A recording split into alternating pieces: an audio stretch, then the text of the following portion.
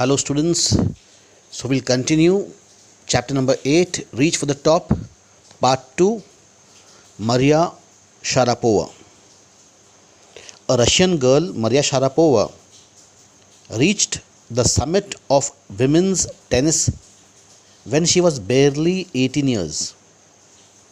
As you read about her, see if you can draw a comparison between her and Santosh Yadav. There is something disarming about Maria Sharapova, something at odds with a ready smile and glamorous attire, and that something in her lifted her on Monday, 22nd August 2005, to the world number 1 position in women's tennis. All this happened in almost no time. Poised beyond her years, the Siberian-born teenager took just 4 years as a professional to reach the pinnacle. Pinnacle means the highest point in one's career. In this context, it is the highest point in one's career.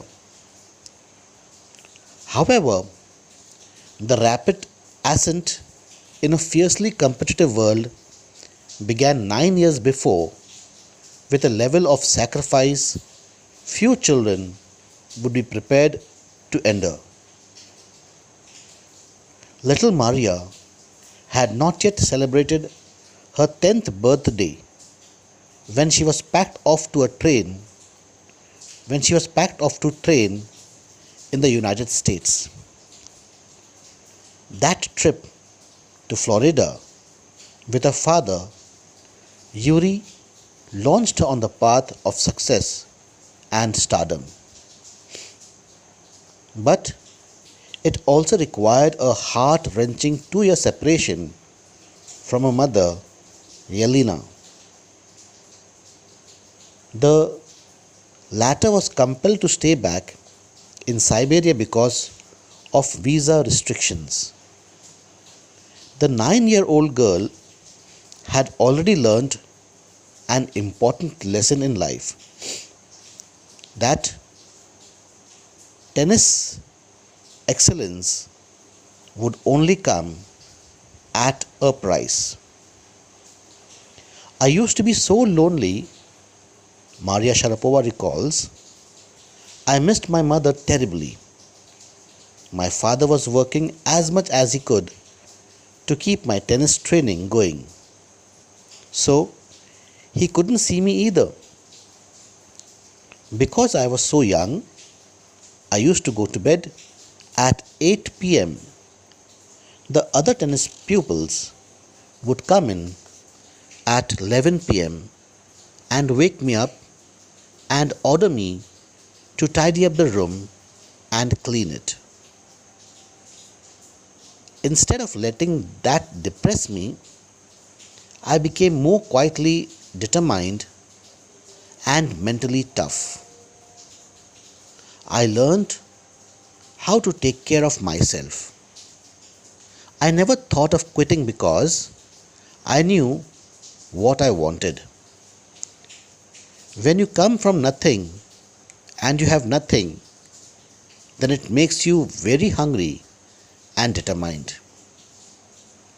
I would have put up with much more humiliation and insults than that to steadfastly pursue my dream. That toughness runs through Maria even today. It was the key to her beginning. It was her key to her bagging the women's single crown at Wimbledon in 2004 and to her meteoric rise to the world number 1 spot the following year. While her journey from the frozen plains of Siberia to the summit of women's tennis has touched the hearts of tennis fans. For the youngster herself, there appears to be no room for sentiment. The straight looks and the answers she gives when asked about her ambition make it amply clear that she considers the sacrifices were worth it. I am very competitive. I work hard at what I do. It's my job. This is her mantra for success. Though Maria Sharapova speaks with a pronounced American accent, she proudly parades her Russian nationality. Clearing all doubts, she says, I am Russian. It's true that the US is a big part of my life, but I have Russian citizenship. My blood is totally Russian. I will play the Olympics for Russia if they want me. Like any number of teenage sensations, Maria Sharapova lists fashion, singing, and dancing as her hobbies. She loves reading the novels of Arthur Conan Doyle. Her fondness for sophisticated evening gowns appears at odds with her love of pancakes with chocolate spread and fizzy orange drinks. Maria Sharapova cannot be pigeonholed or categorized. Her talent, unwavering desire to succeed, and readiness to sacrifice have lifted her to the top of the world. Few would grudge her the riches she is now reaping. This is what she has to say about her monetary gains from tennis. Of course, money is a motivation. Tennis is a business and a sport. But the most important thing is to become number one in the world. That's the dream that kept me going. So this story is of a young Siberian girl, a young Russian girl who took up tennis when she saw her father playing. Her father was not a professional tennis player. He used to play tennis just to relax. So, at a very early age, Maria picked up her father's racket and began to beat the ball against a wall. Somebody spotted her talent, and Maria was encouraged to take up tennis as a career.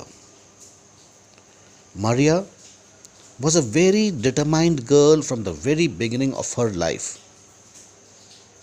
When she had to migrate to the United States of America for training, due to some technical glitches, Maria's mother was unable to accompany her to America. Maria had to be separated from her mother at tender age of 9 years. This 9-year-old girl had already learned a very important lesson in life, and that is, if you want to excel, you would have to pay a price for it. And the price that Maria first paid was the separation from a dear mother. She says that she missed her mother terribly. Not only her mother, even though her father accompanied her to the United States of America, he had to search for a job, and in order to provide the high fees of coaching. He had to work quite hard and was able to meet Maria only once in a week. Because Maria was so young, she was put off to bed much before the other players. She was made to sleep at 8 p.m. and when the other players who considered themselves senior than Maria bossed her around, asked her to clean up and tidy the room, do this, do that, it was sort of ragging Maria just because, first of all, she was different. Different because she spoke English very differently. She was Russian and they made fun of her nationality, they made fun of her accent, they made fun of her being a kid. Maria was a determined girl. She decided to let her tennis racket speak for her rather than to back chat with them, back answer them. She could have very easily been depressed. She could have very easily been disheartened and give up her desire to play tennis, but her dreams to be world number one was so great that she said that she could have borne more humiliation than what she was going through. She was that determined. She was hungry for tennis. She was hungry to be numero uno, to be number one in the world.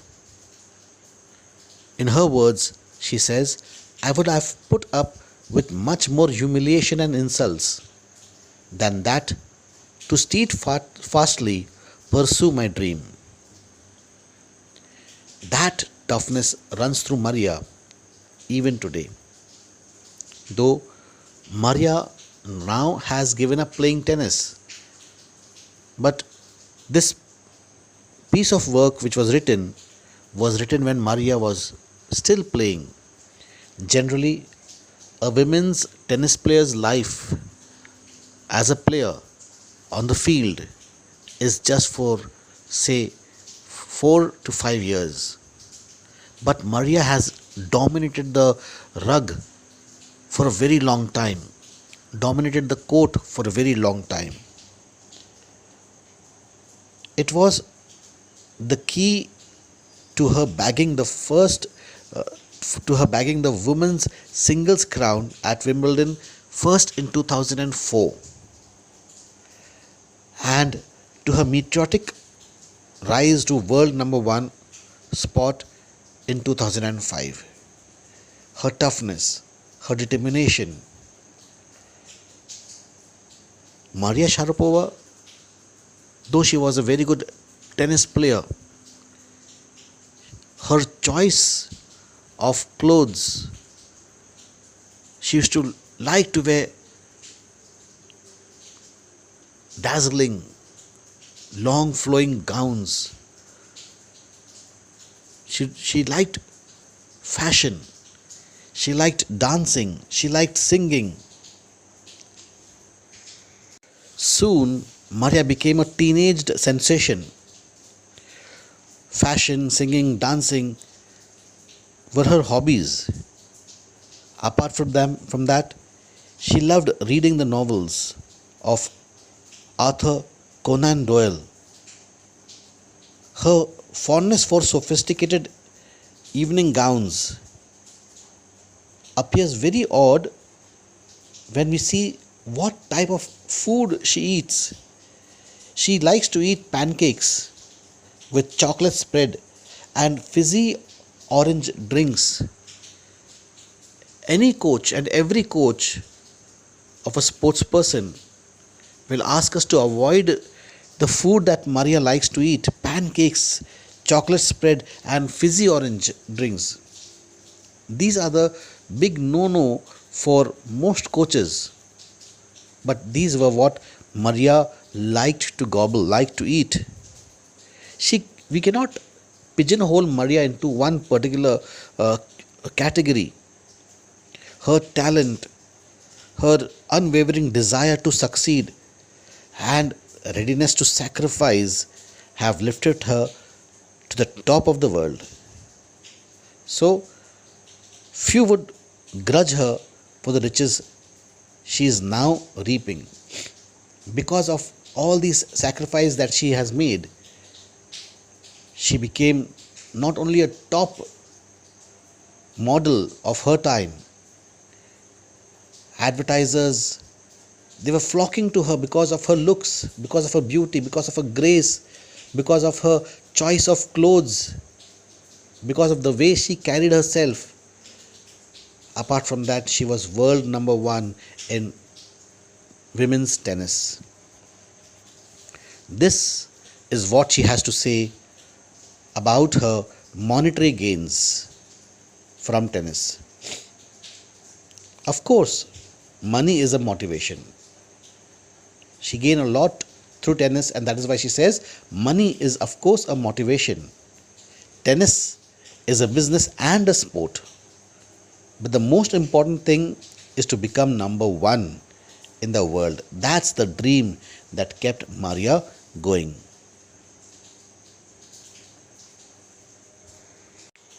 So here we see two similarities. We see a lot, in fact, we see a lot of similarities between Santosh, the mountaineer from India, and Maria Sharapova, the ace women's tennis player from Russia, Siberia.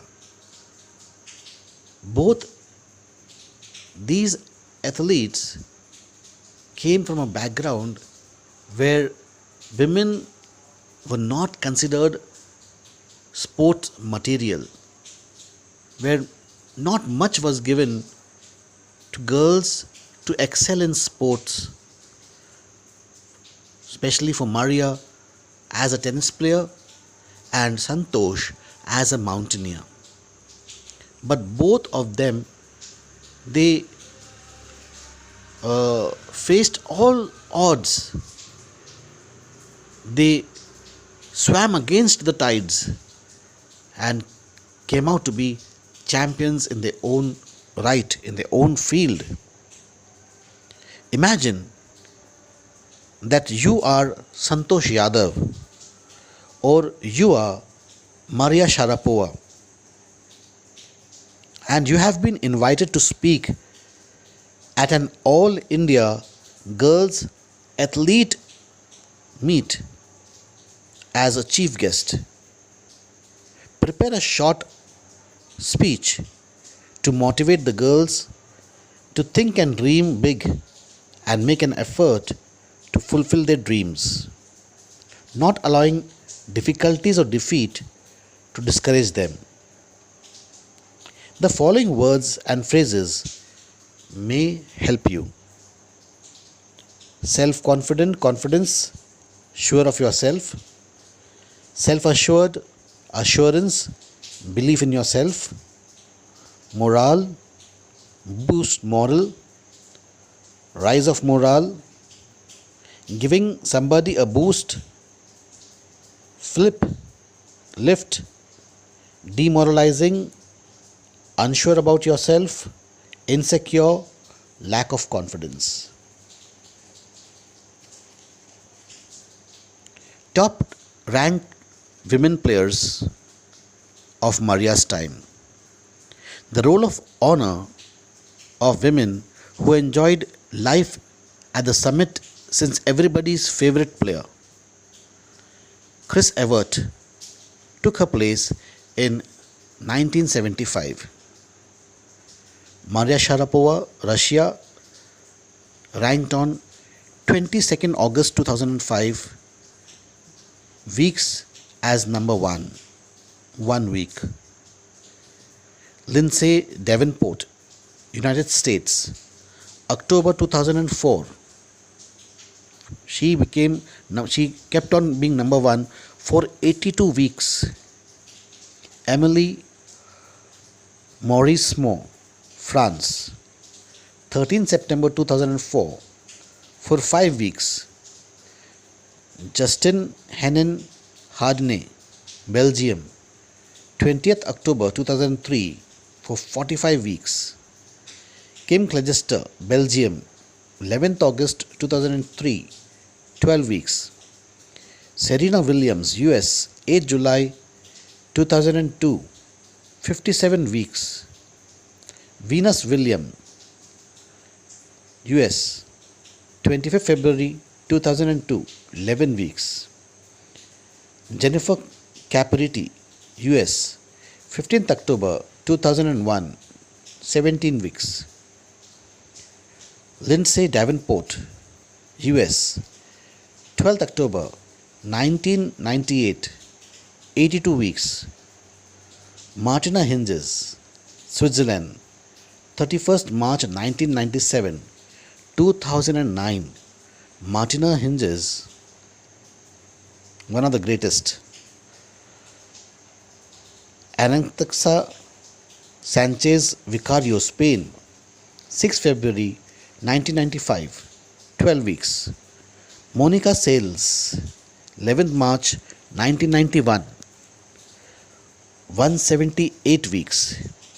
Steffi Graf, Germany. She's my favorite, Steffi Graf. 17th August 1987, 377 weeks.